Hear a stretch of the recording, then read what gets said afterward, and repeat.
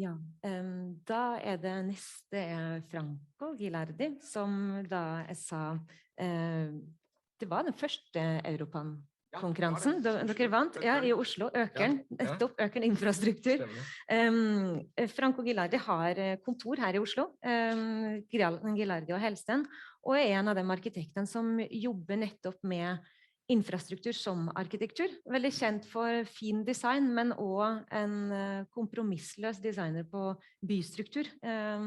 Og jeg tenker bare overlate ordet til deg, Franco. Takk. Takk. I think I speak English is okay. Out of respect, mostly for the locals. But yes, so today I will present a project we are still working with, which is Kiruna, a city in the north of Norway.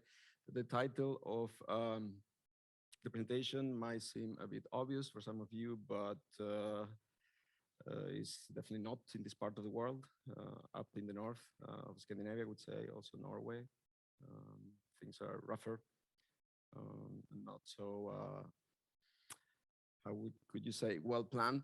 The subtitle is something I will briefly touch in the end of the presentation. It's not an arbitrary title either, or a catch phrase. Yes. So some years ago, now it's 7 or 8 years. Do we do like this? Or? We were invited to an international competition. 10 teams, multidisciplinary teams were invited. We participated with white architects from Stockholm, together with a very long list of consultants that I do not have time to credit now. And we were lucky to win the competition. We were competing against really, I don't know, well-known people, which was very nice for us. Star architects, if you can call them. So we are still engaged. This is an image from the original competition entry, but we are still engaged on and off in this process. It's a long-term process. Of course, many of you know where Kiruna is. It's over the Arctic Circle. What I think is interesting to say is that, because I'm always comparing to the north of Norway, because it's what I know best, because it's inland, it feels much more remote and isolated. It is actually much more remote and isolated compared to a coastal town. You have to imagine that Tromsø is actually even further up, but the feeling is completely different. You know, by being inland, the latitude is exacerbated by the longitude of the position of the city, which is something to bear in mind. This is not a cliche. I mean, the Northern Lights are actually quite often in Kiruna. It's because, of course, it has a polar night that is 7-8 months, or actually more. So it's especially for a foreigner like me, it's a pretty extreme, exotic place. It has this strong tradition, the Sami and the reindeer tradition, ancient almost culture. The first settlers, they, of course, deal with territory in a very special way. It's nomadic. It's what we call today regenerative agriculture. They did it, have been doing this for 100 years. They're moving continuously. They use the landscape, the Arctic landscape, in a very special way. They have these long tracks, paths along the landscape that are, some of them are pre-established, and then they move the reindeers for feeding from place to place. The people, and this is one picture of 1,000 pictures that we have in our archive, it's the culture of the outdoors in Kiruna is quite intense. They are, I guess it has to do with the fact that, you know, climate is harsh, it's dark. You have to go out and, in a way, challenge that. I mean, you cannot sit in the couch watching TV for 8 months, I guess you have to, or 9 months. You have to, you know, be out there. There is this culture of snow scooters and this sport, and then there is hunting, and then there is, you know, yeah, they're very, very active in the outdoors. The first comprehensive plan of the city from the 1900s approximately came, of course, after the possibility of mining was discovered. This is a mining town. So, which is actually an interesting story, because it was the Sami that were there originally. They discovered the possibility of mining, or that there was, you know, iron ore in these two small hills. And then, of course, informal settlement started, and then there was a necessity for a plan. What I think is very interesting about the plan is, of course, is a starting point. The starting point is a grid, which is exploitative enough, but then it gets distorted, adapted, because of two conditions. Topography, of course, one condition when you impress the grid on the geography. Second condition is the orientation and trying to avoid tunnel winds in the street. So can I point here with this? Yeah. So basically, the intention is not to have straight lines, you know, so you could protect against wind. Is oriented against the dominant winds. And again, something that we took further in our proposal was how that grid created or interlocked with the landscape, and the exceptions that grid had in the periphery of the first original plan, even things like that, or like that, or like that, was something that we took really as one of the main concepts for our in our proposal. But of course, those original intentions get blurred, you know, spontaneous planning, spontaneous growth, sprawl. It's those original ideas somehow get dissolved. It's now an old picture before the city hall was demolished. Now we see, of course, the the scale of the operation of the mine and the proximity to the city, which is what we're going to talk about now. So we wanted to, in a way, go back.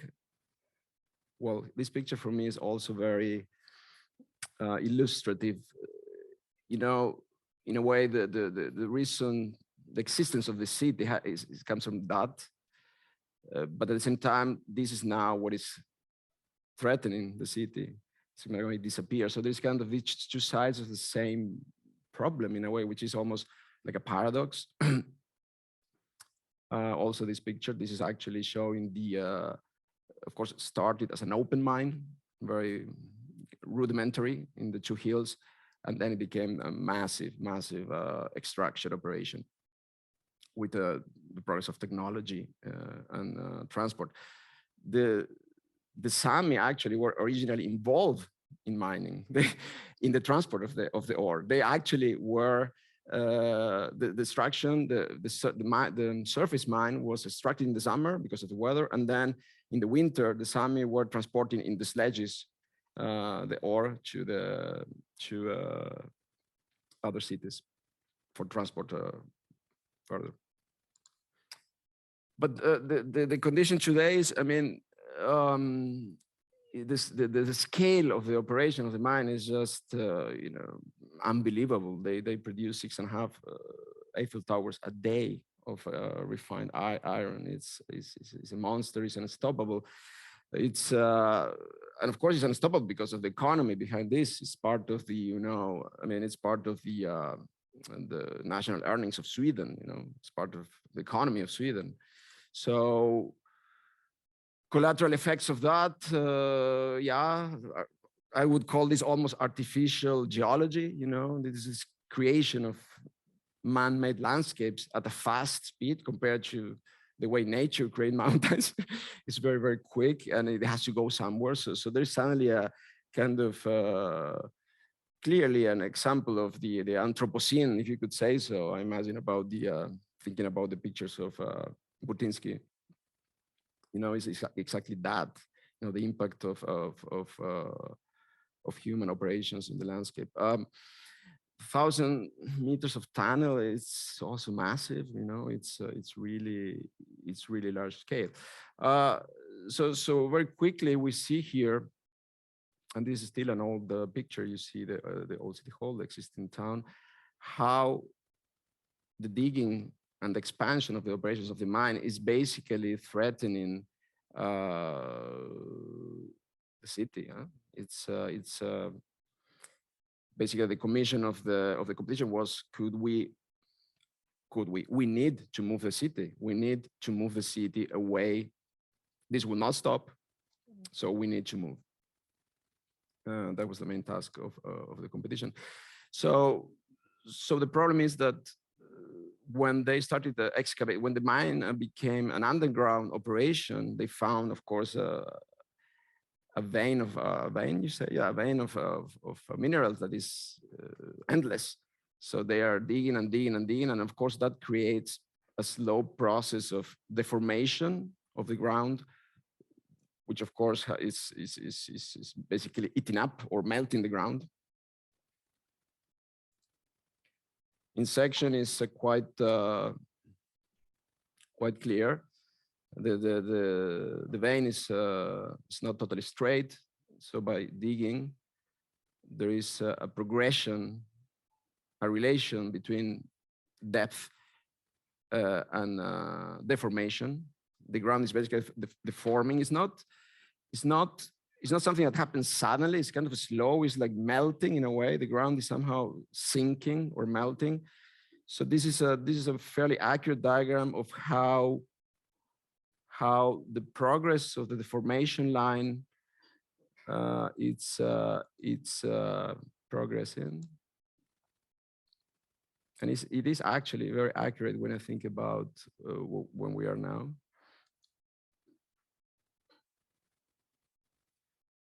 So for the competition brief, we needed to stipulate as a maximum period of time the year 2050, which we did, although we also took it a bit further than that. I will show, I will present that in the very end. So yeah, I mean, images speaks for themselves. This kind of sinkholes that eat up the landscape from the underside. This is the old headquarters of the mine. So our strategy, our urban strategy, was in a way somehow simple. The idea was could we come up with a plan where we will move away, of course, from the deformation zone along existing infrastructure, along existing city fabric, but at the same time do that gradually. Not say, okay, let's demolish and build and then we're done. We're thinking, you know, which is what it is. It's a very complex process. It takes many years. It happens slowly. So the idea of using time as a, not as a metaphor, but as a design tool, phases, how to coordinate the displacement of the city with the displacement of the ground.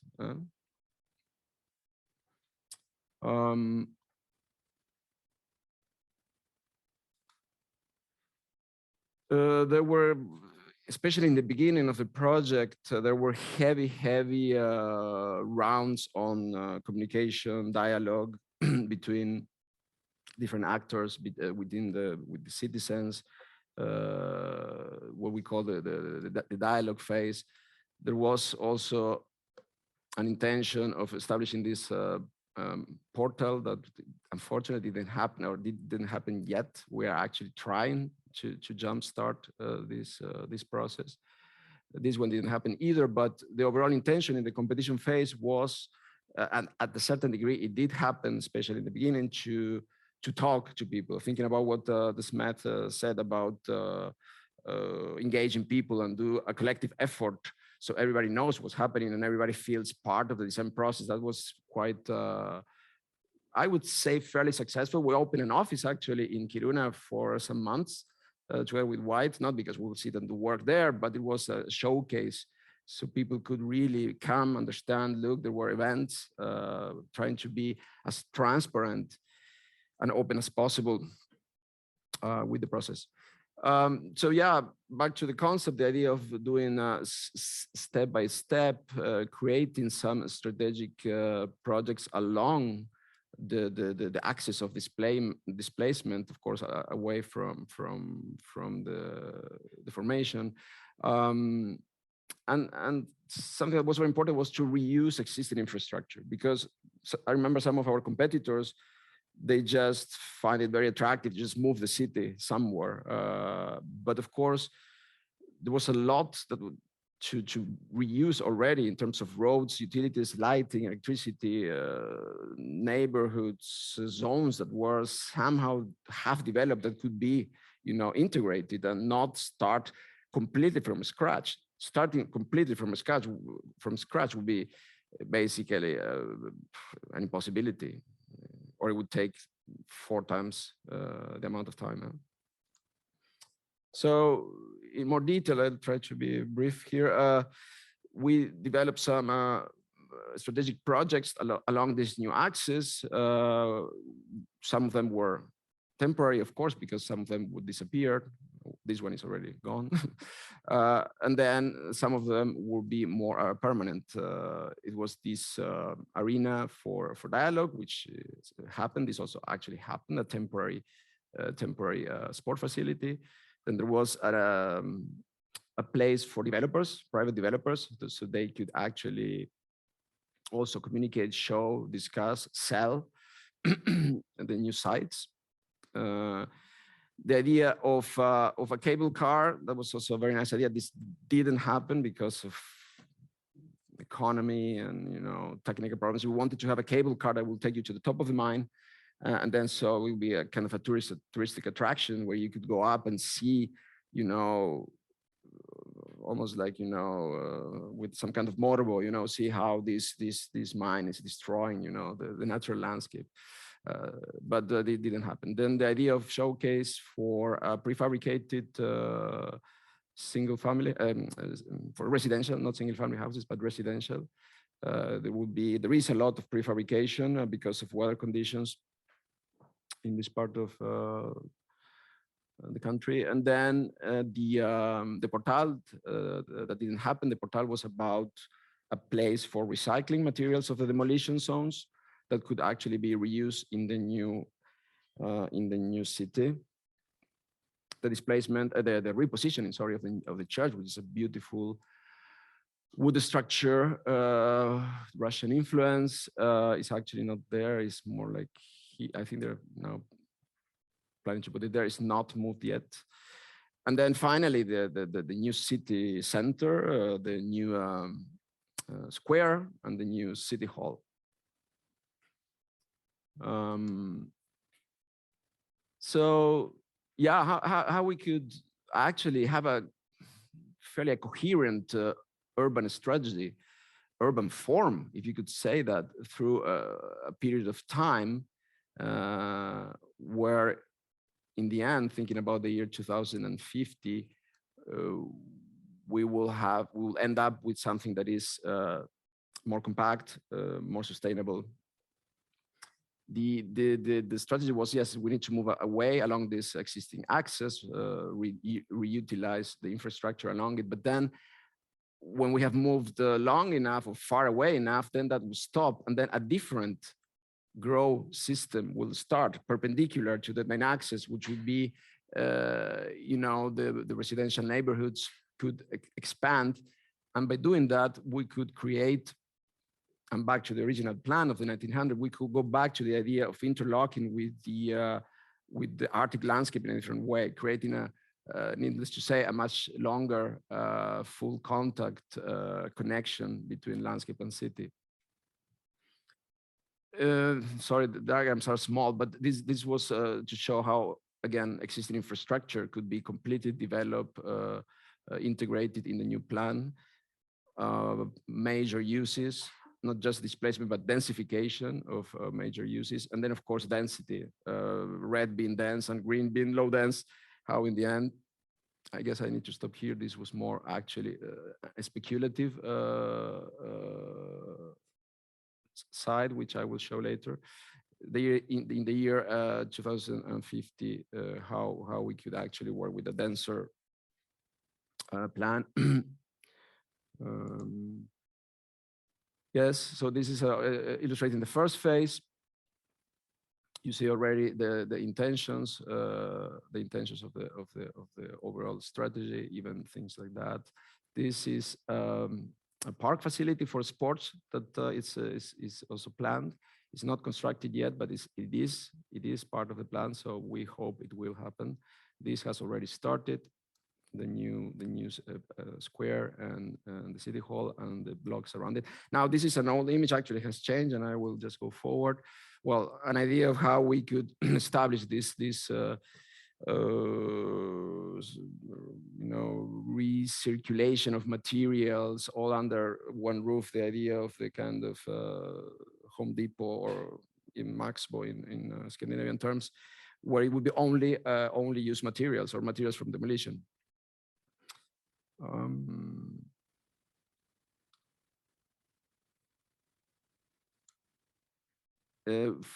Back to the actual plan and the areas that we were discussing for residential, it was basically to go from one story to 2 stories, which is already a densification of 100%.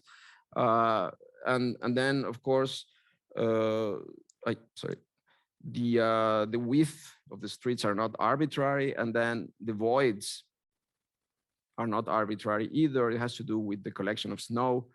There's serious amounts of snow in this in this part of the world in winter. So there's always, you need in each block, you need to leave an area for piling up, the snow, and then it become.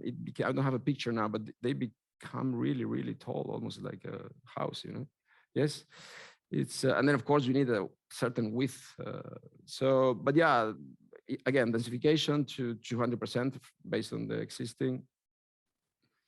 And then the idea of these commons, of these penetrations of the Arctic landscape into these neighborhoods, which for us is still fundamental for the success of the plan.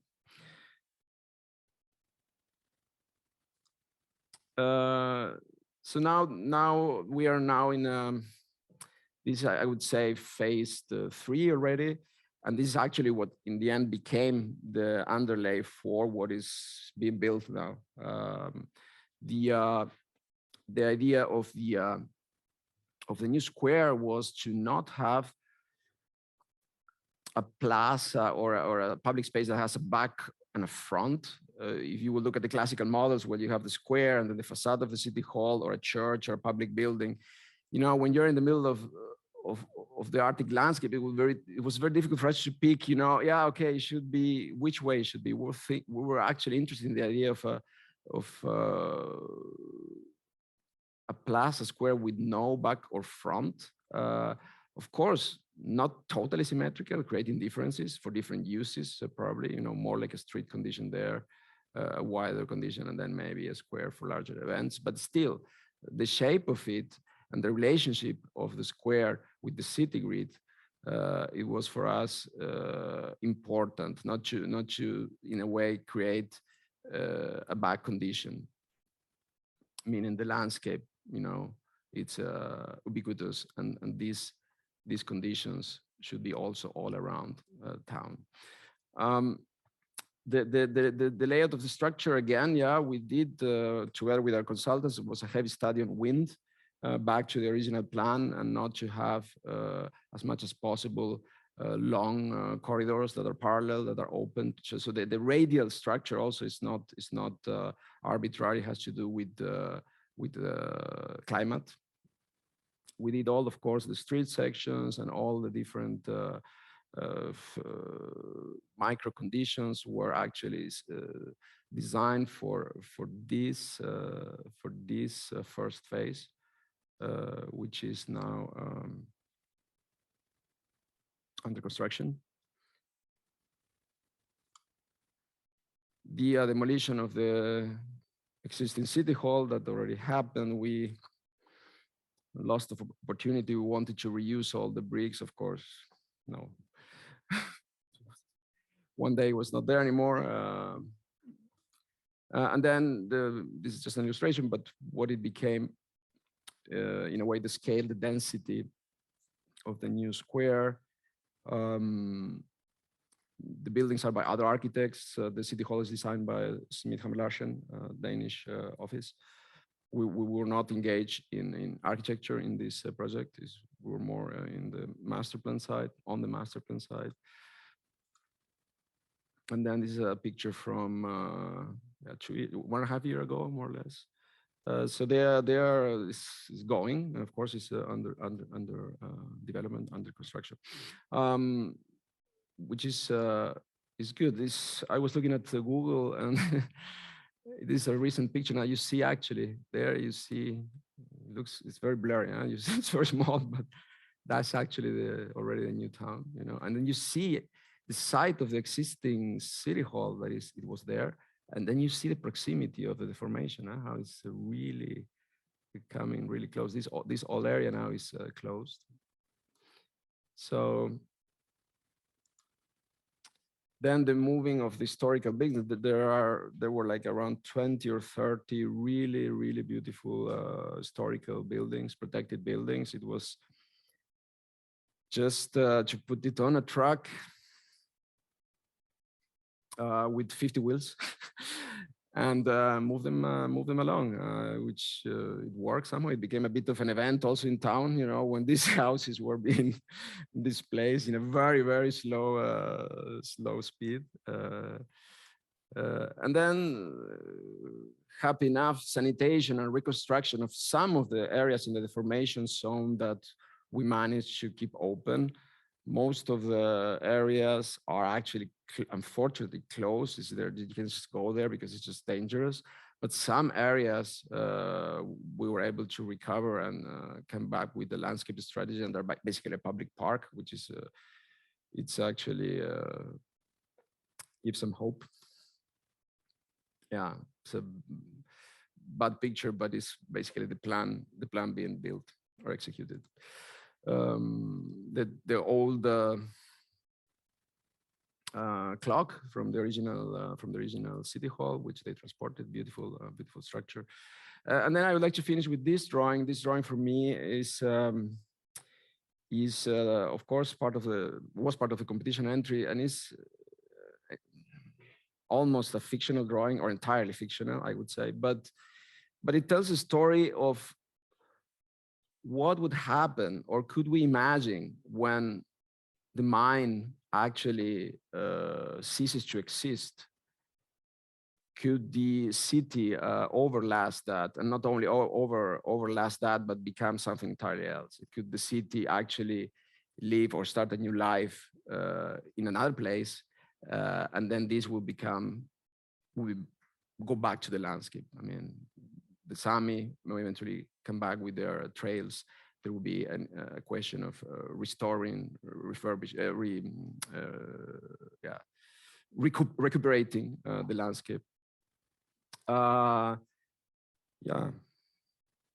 So, of course, I'm saying it's a fictional drawing, but the rationale of the fiction, and it's being discussed now, is what are the alternative businesses that could actually support the existence of Kiruna when there is no more mining. If it's a mining town, when the mine is gone, like we have seen in other places in the world, and there's the idea of the ghost town, that basically cities die. In this case, we were discussing two conditions. One condition was, of course, this incredible increase in extreme tourism that the north of Scandinavia has. And then another condition, which is more hypothetical, but it has to do with the melting of the ice cap and the opening of new routes, new trade routes by water, which could eventually, again, impact the possibility for growth, or for sustaining a certain degree of level of population in Kiruna. Yeah, thank you.